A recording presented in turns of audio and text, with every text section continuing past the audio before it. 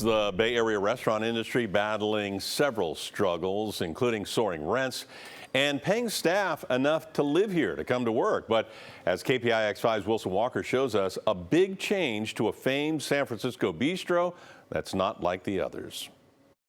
It is the beloved neighborhood bistro with the global reputation, and not just for the brunch line. Zazie has been bucking restaurant trends for years. But what happens now that this place has been sold? You reach a point where you feel like you've given the restaurant all that you can, and you've made all of the changes that you've wanted to make.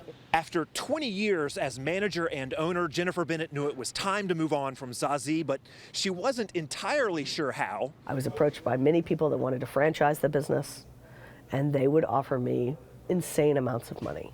And she turned them all down, once again deciding to go a different direction. I feel like Zazie and the staff, the neighborhood, everyone deserves somebody with a fresh view. I've been working for about over 20 years, running the door, managing, and all the duties that I do. I've always wanted to own a restaurant. After working here 17 years. I think a lot of people who work in restaurants sometimes dream about opening a restaurant. Yes, Bennett is selling the famed bistro to her server, her cook, and her host, who have a combined 50 years experience here. I'm excited. I woke up at 5:45 and say, wow, this is new.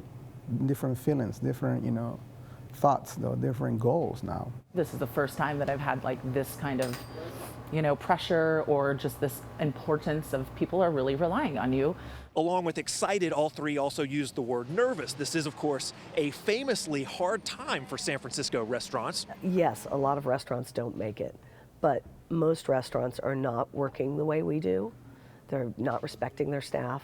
They're not including them in the day-to-day activities and the day-to-day sales and the revenue shares. Bennett says that employee-first approach has cut turnover, thus building closer relationships between staff and customers. She says that, along with good food, is why Zazie has thrived while others have failed. So the in-house sale is really just an extension of that philosophy, passed down a little bit like an old recipe. We're a different style of restaurant, and so I'm not worried about us moving forward as long as we stay on this path. Just the opportunity to be able to carry on this legacy it's incredible. In San Francisco, Wilson Walker, KPIX5.